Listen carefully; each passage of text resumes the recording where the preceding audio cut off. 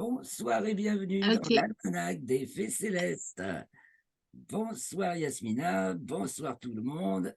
Eh bien, nous sommes ravis de vous présenter les commentaires astrologiques pour la période du 1er au 8 août 2023, la troisième phase de la première lune d'été nord, hiver, sud, donc de la pleine lune le 1er août au dernier quartier le 8. Alors, on va tout de suite aller voir les thèmes, n'est-ce pas, Yasmina? Je partage Ouais, l'écran et ouais. nous allons voir directement les thèmes de cette période.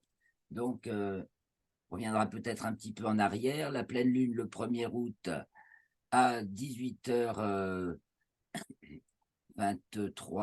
31, à 18h31 et temps universel, donc 20h31. Et la nouvelle lune, donc, qui avait eu lieu le 17 juillet, a été à la même heure exactement. C'est une particularité quand même de cette lunaison que la nouvelle et la pleine lune Mmh, tombent à la même heure. Avec donc une orientation c'est vrai. sensiblement égale, on peut revenir vite fait sur le thème de la pleine lune quand même. Il y a beaucoup de thèmes parce que Mais là, c'est marqué ah ouais, voilà. les ingresses lunaires. Voilà, on avait aussi ascendant Capricorne. Évidemment, la lune est à l'opposé, elle a fait la moitié du chemin. Donc on l'a ce coup-ci à la pleine lune, on l'a à côté de Pluton. L'ascendant est un peu plus près de Pluton. On a vu qu'elle était, on a vu, enfin, dans le bulletin astronomique, on a vu qu'elle était conjointe à Pluton juste avant la pleine lune. Donc ça, regardez bien, c'est le thème de la nouvelle lune. On avait Jupiter au fond du ciel en 4 et Uranus un peu plus loin. Et puis Vénus qui est en Lion et qui y reste, puisqu'à partir du 23 juillet, elle est rétrograde jusqu'au 4 septembre. Rétrograde. Et Mars qui vient d'entrer dans le signe de la Vierge, ce qui fait peut-être partie de l'accalmie relativement aux émeutes. Quand on a eu Vénus et Mars en Lion, là, il y a eu les émeutes. Mmh, Mars rentre en Vierge, ça mmh. amène à la prudence. Et puis en Vierge, elle est également en Vierge en Hélio. Et donc là, maintenant, il est en Balance. Oui, la semaine d'après, il rentre en Balance. Donc on revient sur Il y a un beau triangle, hein? ouais, l'ingrès du Soleil en Lion. Bah oui, là, c'était Mmh, le 23. Donc, l'ingresse en Lion, là, c'est la Lune. Hein, le 23 juillet, donc entrée de la Lune dans le signe de la Balance. Le 23 juillet, l'entrée du Soleil dans le signe du Lion. Et donc en 2, opposé plutôt en 8. Pour la pluie, c'est pas mal. C'est vrai que c'est pas une ouais, position c'est ça, il de pleut, hein, beau chez nous. temps, avec Saturne au milieu et Vénus qui est. La chaleur, elle est en bas, donc bof, ça chauffe pas des masses. Et bah, il y a des précipitations, Mmh. même si c'est orageuse, bien entendu, ou, or, ouais, ça détonne, quoi. Hein, c'est ce que traduit l'opposition Soleil-Pluton, puisque Mmh. c'est l'opposition le 21 juillet. C'est c'est pas très commun quand même, hein, c'est hors saison pour le coup. Ça vient d'où là? C'est pluie. Donc et puis une couverture du ciel, Saturne, Neptune, bof. Et puis, bah, les températures, et en fait, j'ai quitté la maison 11 des températures et on a 2 ascensionnelles là qui feraient monter à Jupiter et Uranus, mais elles sont plutôt dans les choux, plutôt, reliées harmoniquement à Pluton, ça réchauffe pas et à la Lune, bon, là c'est Balance. La Lune est en Balance pour l'entrée du Soleil en Lion, donc 2 poids, 2 mesures. Le 25, l'entrée du Soleil, Mmh. la Lune en Scorpion. À ce moment-là, elle passe aussi à son nœud descendant qui vient d'entrer dans le signe de la Balance, puisque le nœud ascendant vient d'entrer dans le signe du Bélier en mode rétrograde. Puisqu'avant c'était nœud ascendant en Taureau, maintenant c'est nœud ascendant en Bélier depuis le 17 juillet justement aussi. Cette nouvelle lune est marquée par ce changement de l'axe, de signe de l'axe des nœuds. Ça, il y en a pour 2 ans à peu près, un peu plus d'1 an. Ensuite, nous avons Mais les nœuds, ils sont toujours rétrogrades, non? les nœuds sont toujours Claire, les nœuds, ils rétrogrades, sont c'est un toujours mouvement rétrogrades? relativement régulier, oui. Les nœuds sont toujours rétrogrades, c'est tout Mmh. de même le premier quartier, donc le 25, on a vu ça la semaine dernière, se reporter à la semaine dernière. Donc là, ben, la Lune est en Scorpion. Y a pas, les angles ne sont pas très, très marqués. Tout ce qu'on se souvient, donc Mars entre en Balance en héliocentrique. On est encore dans l'ambiance de l'opposition Soleil à Pluton, quoique le Soleil a basculé en Lion. Et on a Mars opposé Neptune. Dans l'axe équinoxial, on a subi de grands remous. Ça remue, hein, quand même. Et puis ça remet en question vraiment, il y a une remise profonde en question, et puis Vénus qui arrive là-dessus en héliocentrique aussi. La semaine, là, en fait, en hélio, on a Terre, on a Pluton et Terre-Vénus autour de Pluton. Vénus qui va donc être très bientôt, là, au 13 août, en conjonction inférieure. Donc ça, c'était le premier quartier. C'est un peu l'épreuve, on a vu qu'elle descendait, voilà, et puis après, le 28 juillet, donc l'entrée de la Lune en Sagittaire, on va vraiment toucher le fond. D'ailleurs, toutes les rapides sont au fond. Moi, j'ai vraiment eu l'impression de un peu toucher le fond ces derniers jours. Il y a la question des enfants, les enfants sacrifiés.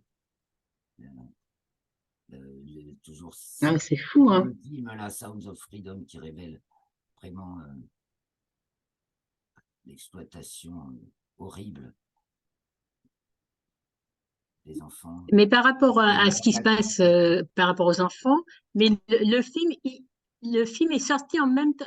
L'enfant qui a été kidnappé, Émile, c'est par rapport au film qui sortait, qui avait du succès aux États-Unis, et c'est à peu près la même projection. C'est-à-dire que il y avait un film qui sortait sur les enfants, mais pour pas qu'on parle de ce film-là, ben, il y a eu quelque chose qui est arrivé à ce pauvre enfant.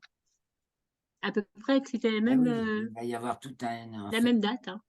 Ben oui, voilà, coïncidence, enfin ça tombe dans le même. Dès qu'il y a quelque chose, Ah, c'est sûr, il n'y a rien qui avance moi je sans dis, rien, et puis il y a l'art de détourner, voilà, tiens, alors là, donc, hum, c'est l'entrée de la Lune, donc en Capricorne, et là c'est Pluton qui est au descendant. Il y a l'art de détourner le regard, donc effectivement, ah, c'est ça. on peut Hein. faire penser à autre chose. Et puis là, on est à un caillou quand même. Mais parce qu'il y a un caillou, hein, c'est un gros os. Ah oui, c'est. Hum, Donc on a parlé de sacrifier. Oui, ben là, on les voit aussi. Hein, on le voit le sacrifice. Hein. On le disait, ça canarde. Et aussi, ça. hum. Enfin, j'avais dit ça la semaine dernière. Donc, puis là, ben voilà, la jeunesse, elle est là, les enfants, les jeunesses. Et puis le signe du lion, hein, c'est le signe de l'expression de soi et de, de, de l'éducation des enfants. Et voilà, il y a tout ça. Et aussi, Voilà, alors, quelque chose d'intéressant que j'ai oublié de signaler dans le bulletin astronomique, c'est que alors je ne sais plus quel jour de la semaine, donc on va arriver, je vais me mettre sur le thème déjà. Donc le 1er août, la Lune entre dans le signe du Verseau, conjointement à Pluton, et c'est donc la pleine Lune à 20h31, 18h31 TU.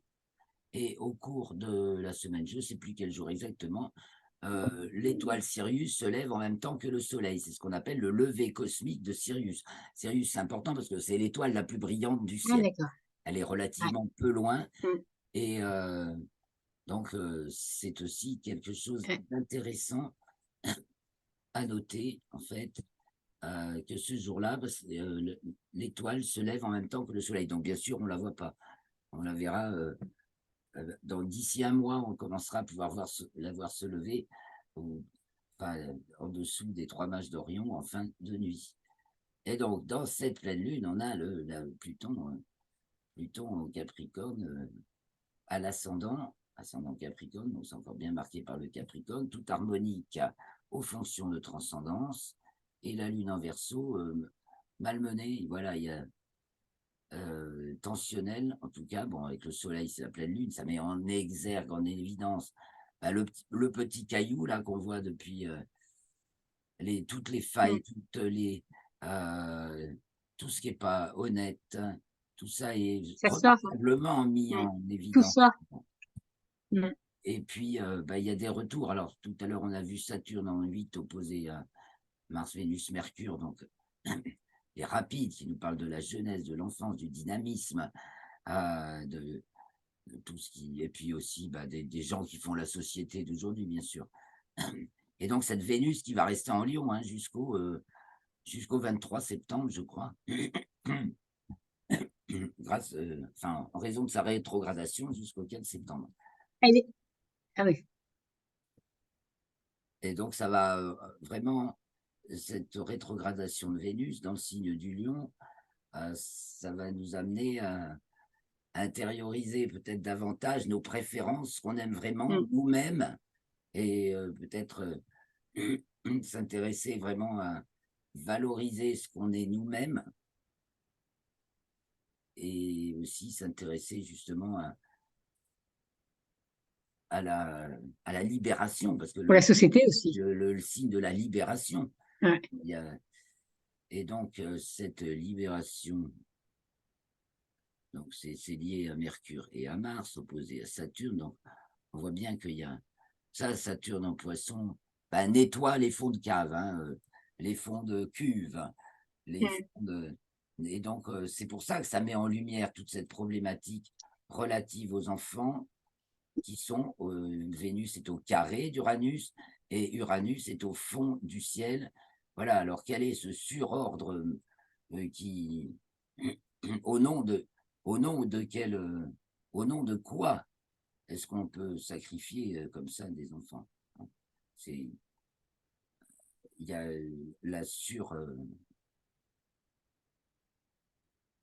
c'est la représentation intensive, Jupiter et Uranus, donc les relais, et le Soleil pour tenir le poste de la représentation intensive, donc tout ce qui va converger vers l'unique et qui va concentrer et, et donc diriger.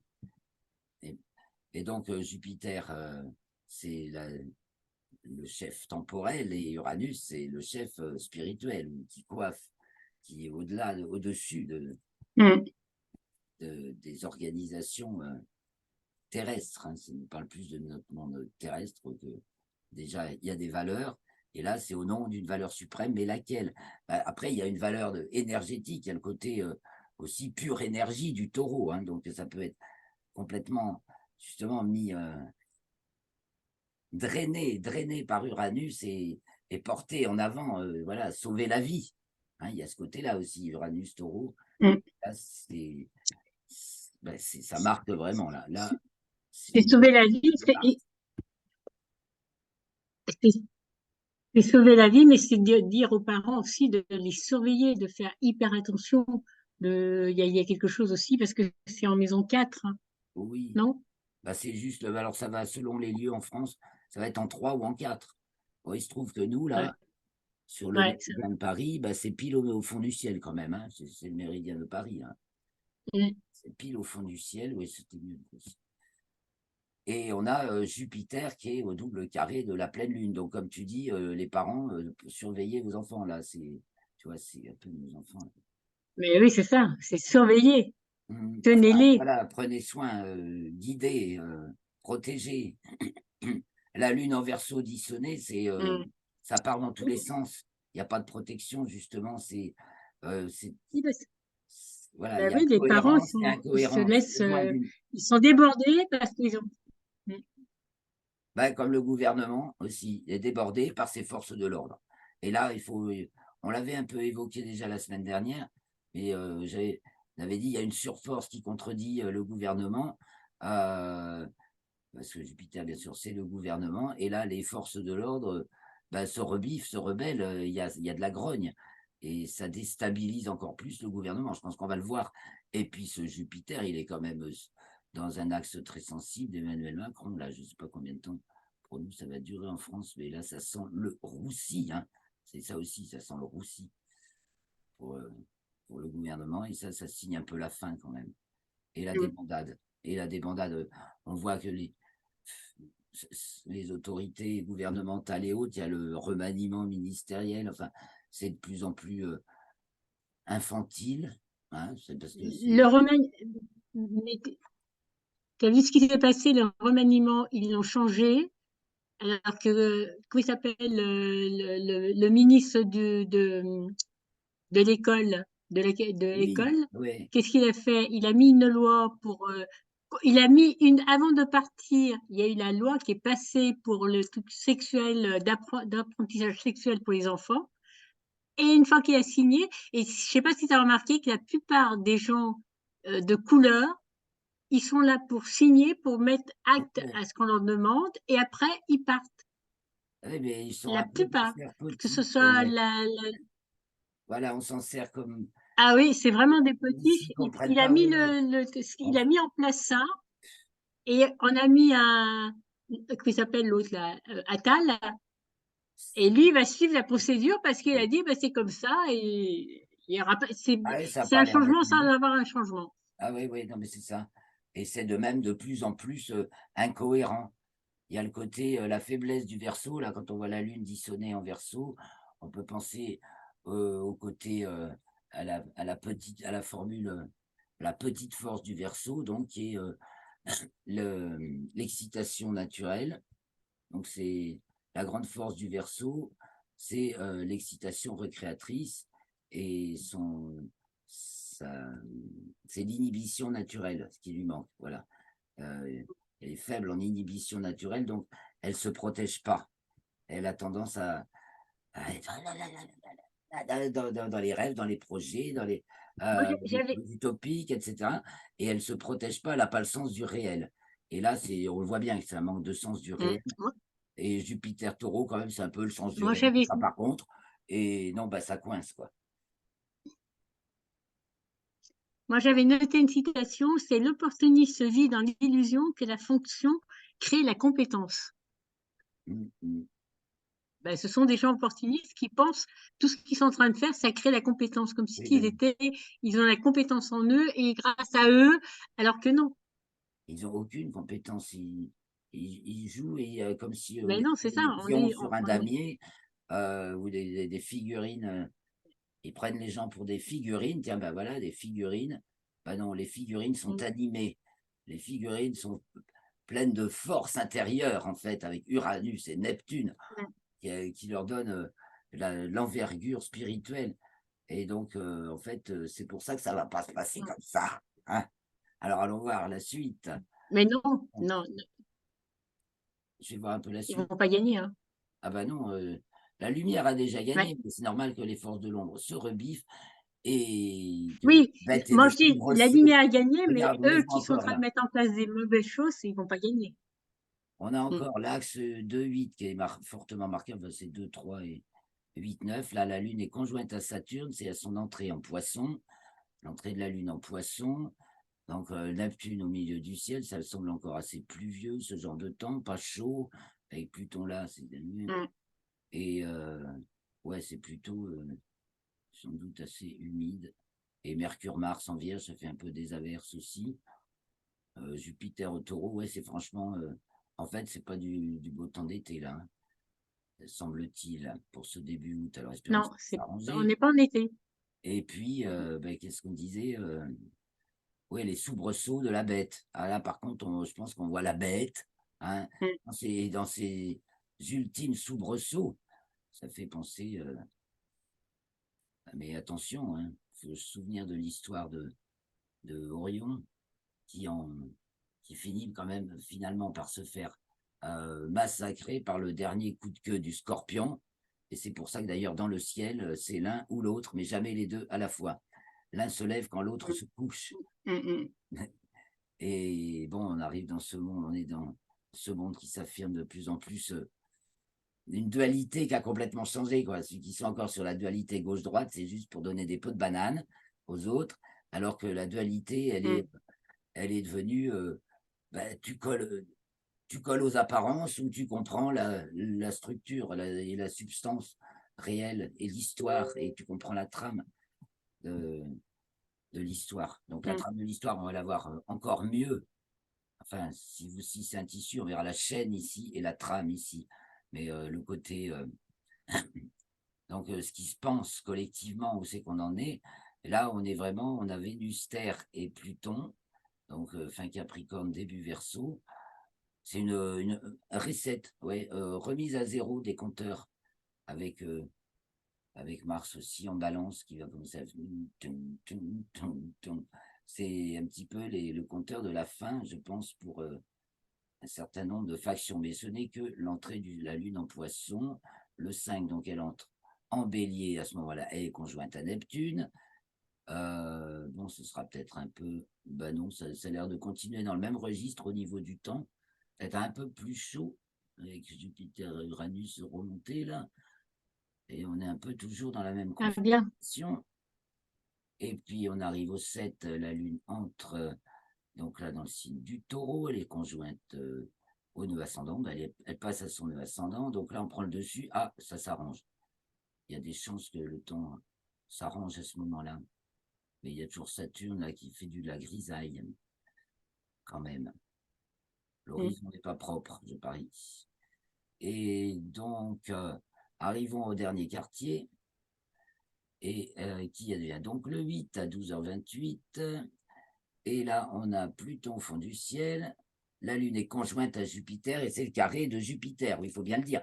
Ah oui, très important, il y a cette semaine, cette quinzaine qui vient, Carré Jupiter. depuis le 24.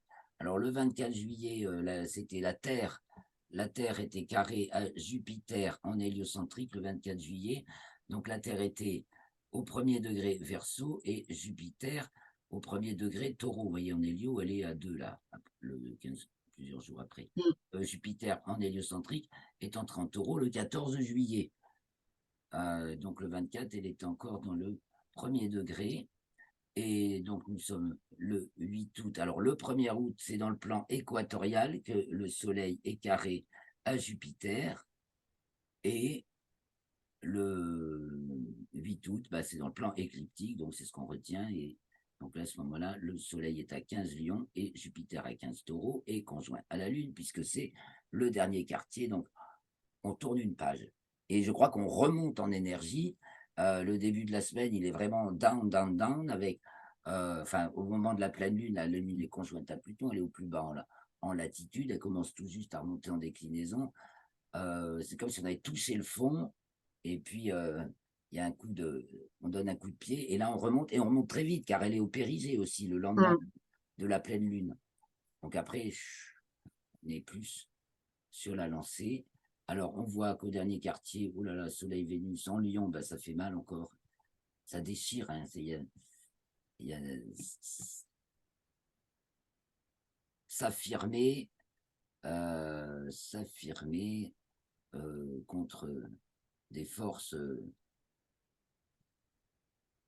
Il y a quelque part le fait de s'affirmer, Soleil, Vénus, d'affirmer ses préférences, ses choix, son, ses attirances, ses goûts, et puis tout un ordre obligatoire avec Jupiter, Lune, Uranus en Taureau en 7, 7, 8, là c'est plutôt 6, 7, donc c'est vraiment... Et là, en fait, d'un point de vue local, ça se passe au contraire bien. C'est encourageant, on est plutôt poussé, ascensionné pour, pour se parfaire, parce que quoi de plus cherchant la perfection que Vénus et Soleil conjoints. Donc on va vers cette conjonction où Vénus disparaît devant le Soleil et s'aligne donc. Et donc le choix, il est le plus pur possible, il est le plus solaire, le plus direct possible. Et bon, j'y vois donc là l'ascension avec le RET, Jupiter et Uranus, c'est les fonctions ascensionnelles. Et donc, Pluton, la sagesse en 4, qui détend. Donc, c'est à l'intérieur de tout à chacun, ça. Ah oui, ça c'est la C'est à suite l'intérieur locale, de de toute soi. façon, c'est l'intérieur. Mais alors, c'est notre monde intérieur Ouais. perso. Et ça, c'est le monde intérieur collectif, ce qu'on intègre du collectif. Collectif, voilà. Et ce que l'histoire retiendra, c'est Mm. comme quand on se met à retracer ensuite l'évolution des modes de pensée, des mœurs, des croyances, etc. Et puis là, c'est comment bah, localement, on l'intègre. Alors là, ça change très vite, hein, ce thème-là change encore plus vite que celui-ci en fonction de la localisation. Tandis que ces deux-là, l'héliocentrique dans le plan écliptique et le géocentrique dans le plan équatorial, là, ces deux-là, c'est les mêmes pour tout le monde sur toute la Terre. Donc là, c'est plutôt le modèle. Alors le modèle, bah, dans le modèle, sa crise, c'est tensionnel. Mais après, évidemment, chacun selon son lieu, et on retrouve ce carré, il est aussi en héliocentrique, le carré Vénus-Uranus. Mm. Vraiment le moment de parfaire des trucs, là. Là, tout ce qui avait été, tout ce qui a été décanté, là, maintenant, je pense que la première semaine d'août, là, ça va repartir plein pot au niveau énergie, mais en plus, et une énergie combative. Mais Alors, négatif, c'est-à-dire que ça va. Non, quand je dis négatif, c'est-à-dire qu'il y a quelque chose qui va se dérouler, c'est-à-dire quelque chose, parce que c'est en carré quand même. oui, mais un carré, ça peut stimuler, hein. Ça pousse. Voilà, c'est en carré ici, c'est en carré là. Dans le monde, dans le monde manifesté, c'est tensionnel. En fait, intérieurement, bah Mm. voilà, ça peut se vivre de manière beaucoup plus, au contraire, riche, une grande richesse aussi, hein, là. Wow. Et en plus, c'est secteur 11. Alors, à voir ce que ça donne pour Paris, si c'est le même. Des fois, ça change les aspects, hein. Et donc, c'est peut-être une meilleure garantie de beau temps pour chez nous et aussi pour le temps, la météo. Mais bon, ben, c'est la météo, c'est un peu nous aussi. L'histoire suit aussi la météo d'ailleurs. Alors, C'est vrai. La et météo, elle fait la même chose que le, que le gouvernement. bah, le Il gouvernement change. suit la météo. La météo, c'est la nature, à peu près, qui fait ce qu'elle peut avec Mm. tout ce qu'on essaie de la contrarier, parce que quand même, il y a aussi cette forte notion de contrariété. Hein, faut pas, peu de gens encore parlent de la manipulation du climat effective, et qu'on effectue Non, ça c'est depuis de la des bêtise. décennies, et qui est la véritable cause du problème du climat. Et alors, quand on voit les autres qui s'égosillent sur le réchauffement, parce que oui, il y a ça aussi, on voit Mm. les sphères Ah ouais. autorisées Ouais. s'égosiller comme des malades sur le réchauffement, alors que ça fait des années qu'on Ah n'a ouais. pas eu un été aussi peu chaud quand même. Il y a des moments où on souffre de chaleur. C'est vrai. On est dans des villes avec du bitume, et puis il y a ces fichus épandages qui nous augmentent la température et qui font que l'atmosphère est lourde, et que même à 25, Mm. on peut souffrir de chaleur. Euh, et puis que, bon, ben, voilà, c'est le problème de la ville aussi, hein. Donc, tout ça, ça rend la chaleur moins facilement supportable. Mais quand même, si on compare au thermomètre, il n'y a pas photo. Il y a beaucoup d'endroits où il fait moins chaud que d'habitude. Et apparemment, c'est aussi Mm. donc dans l'hémisphère sud, c'est l'hiver. Et j'ai entendu qu'il avait neigé au Cap, donc en Afrique du Sud, ce qui n'était pas arrivé depuis 30 ans, au moins 30 ans. Oh là. Donc dans l'hémisphère sud, l'hiver n'est pas chaud non plus, a priori. Moi, ça fait depuis 1995 que j'étudie astronomie et climat, le climat relativement à l'astronomie. J'ai vu apparaître les premiers épandages dans le ciel. Je me suis documenté, enfin, j'ai d'abord observé et constaté les effets immédiats sur la température, sur l'atmosphère, sur le gâchis du ciel en plus. Il y a aussi le gâchis visuel, et puis en plus, il y a l'atmosphère Mm. qui est bien lourde. En plus, c'est des poisons qui balancent, etc. Ça détraque le climat, ça dessèche les Ah sols, ouais, c'est ça, hein. patati et Ouais, patata. Et puis après, c'est bah, vrai. il n'y a pas que ça, il y a Mm. des programmes d'intervention à grande échelle, soi-disant d'études de la ionosphère autour de l'Arctique, qui font fondre la calotte polaire. Il fallait inventer un truc pour nous cacher ça, parce que c'était quand même des objectifs essentiellement militaires, et puis forcément et fortement controversables, hein. Si la population avait été informée qu'on allait mettre des antennes exprès, enfin des émetteurs et récepteurs tout autour de l'Arctique pour émettre des ondes ultra haute fréquence sur la ionosphère, et que ça allait avoir pour conséquence que ça faisait fondre la calotte polaire, que ça intéressait quand même les puissants parce que ça allait libérer les passages dans l'Arctique, donc faire en sorte qu'on puisse passer en bateau. là où fallait contourner à cause de la glace. Ça fait partie des motivations, plus les motivations militaires. Et puis, voilà, on nous a monté le gros mensonge du CO2 pour nous masquer tout ça. On est dans un imbroglio, il faut le souligner aussi, un imbroglio conceptuel, et je ne vois pas grand monde qui en parle de manière claire de tout ça. Et je pense que je vais ouvrir ma propre gueule bientôt sur ce sujet, parce que je m'aperçois que j'ai des connaissances que personne Mais n'a, et que, bon, que j'aurais aimé trouver. Il y en a eu, hein, mais on ne les entend pas aujourd'hui sur les réseaux sociaux. Je ne parle pas des médias, c'est même pas la peine d'y penser. ben, parce qu'on Même sur on les les réseaux arrête. sociaux. Pardon? Oh, j'ai dit, on les entend pas maintenant parce que moi j'écoutais tout à l'heure j'écoutais une vidéo et ben mon internet ça a pas plu à l'opérateur et ben j'avais plus d'internet. C'est-à-dire que maintenant avant tu pouvais dire des choses où les gens lisaient et que maintenant on peut plus c'est tout par en dessous. Ça veut dire que tout le monde sait, parce que moi je lis les commentaires, j'écoute un peu partout et je lis les commentaires. Les gens se sont réveillés, les gens voient les choses, se rendent compte de ce qui se passe. Non, Même voilà, vas-y. actuellement, dès qu'on on écoute une vidéo qui ne plaît pas en haut, Tu eh mets pas de ben, bas de ça. j'ai plus Internet. Tout à Ah l'heure, ouais, j'ai il y a dit, ce problème de et tout à l'heure, j'étais en censure. train de regarder, ouais, et Ah, tout à l'heure, j'étais en train de regarder, et ça, et j'avais plus Internet. Je me suis dit, si je vais tout arrêter, comme ça, je vais pouvoir, je vais pas regarder tout de suite. Parce que j'ai dit, je vais faire avec toi une vidéo. Donc, j'ai dit, je vais avoir Internet pour toi. Toi, je sais pas Voilà. Bon, continuer ça peut ma être une vidéo. Je le ferai coïncidence tout à quand l'heure. même, hein. Il y a aussi. Non, c'est tout le temps maintenant, en ce moment. Ah ben oui, alors est-ce que En c'est. ce moment, c'est que tout le temps, moi, je vois. Oui, mais ça peut Tu sais être quoi? une coïncidence des ondes aussi. Je veux dire, est-ce que c'est. Alors, certes, hein, certes, il y a ce problème de censure, on le voit là, tiens, ça va commencer d'ailleurs à ronfler dans les brancards, je pense, justement à cause de ça, parce que c'est annoncé pour le 26 août, je crois, la censure sur les réseaux Ouais, sociaux.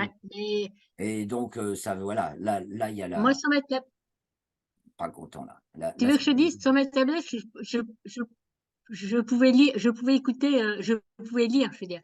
Sur ma tablette, je pouvais écouter, lire, quoi s'appelle, Pierre Jokanovic. Et là, maintenant, je peux plus Jovanovic. l'ouvrir.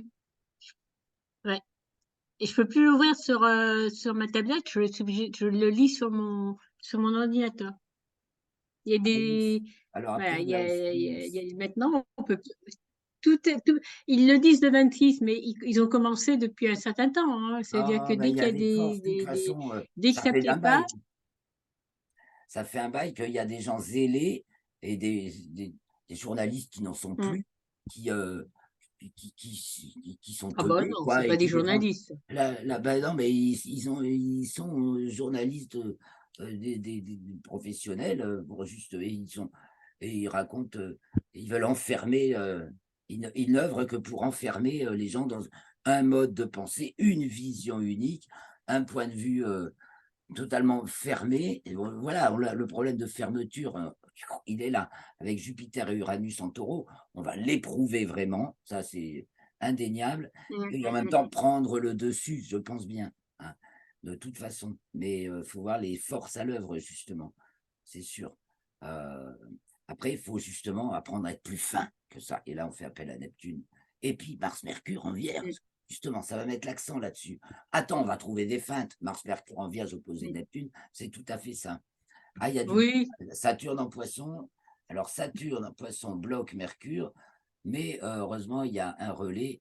Il y a des relais. Il y a des relais, et puis ça remonte. Il y a des relais fins, hmm. des relais spirituels, et ça remonte quand même. Donc, tout n'est pas blanc, tout n'est pas noir. Le combat, il est toujours en nous aussi, hein. À chaque fois, ça, Hmm. Ah oui, le travail, ce qu'on va reconnaître de tout ça en nous, et le travail qu'on va pouvoir faire là-dessus en nous-mêmes, eh bien, c'est un gain pour tout le monde, hein, c'est un gain pour l'humanité. Et c'est et, chacun d'entre nous, on est une parcelle de lumière ou d'ombre, justement, et puis on va faire briller notre lumière, c'est-à-dire hmm. nous décrasser, décrasser nos propres crasses intérieures, ouah, plus ça va briller pour tout le monde aussi. Bon, oh là là. Et par contre, je, je vais, je vais te poser la question, Claire. Est-ce que la semaine passée, quand on a fait, est-ce que par rapport à les événements du Niger, tu as vu ce qui s'est passé au Niger? Vas-y, rappelle-nous parce que je suis pas forcément beaucoup. Est-ce qu'on l'avait non, je voulais savoir, parce qu'il y a eu, il y a eu qu'on s'appelle au Niger, il y a eu pas un attentat, mais les gens se sont révoltés et Ah ils si, ont oui, oui, oui. écarté leur président. Oui, eh ben, c'est une façon de. Voilà, on voit des révoltes contre les chefs et les têtes, hein. Donc, selon les pays, selon. Voilà, c'est ça, hein. Tu vois, on l'a pour tout le monde. Alors, dans ce cas-là, on regarde dans le monde des apparences le plan équatorial. Donc, on voit bien qu'on a pareil, Soleil-Vénus, carré, sec, cet amas autoritaire. Bon, là, ça s'est passé avant, donc faudrait. Mais on est dans cette dynamique depuis au moins le début de la lunaison, même Mhm. particulièrement, dirons-nous, depuis le début de cette lunaison qui marque le Soleil, qui est la première lune d'été, donc qui actualise l'entrée du Soleil en Cancer. Et donc, on va quand même va se laisser là parce que ça va couper très bientôt. Donc, merci Yasmina D'accord. et merci à tous de nous avoir suivis. Merci, Merci de Claire. vos Au commentaires, revoir tout le de monde. vos questions. Suggérez de quoi vous avez envie qu'on parle aussi. Ce sera très apprécié, très appréciable. Merci Mm. de vous abonner, partager, un j'aime et un petit tip. Je vous adore. Merci beaucoup. À la semaine prochaine, 7 août, lundi 7 août, 19h pour l'enregistrement des commentaires astrologiques. Merci Yasmina. Au revoir.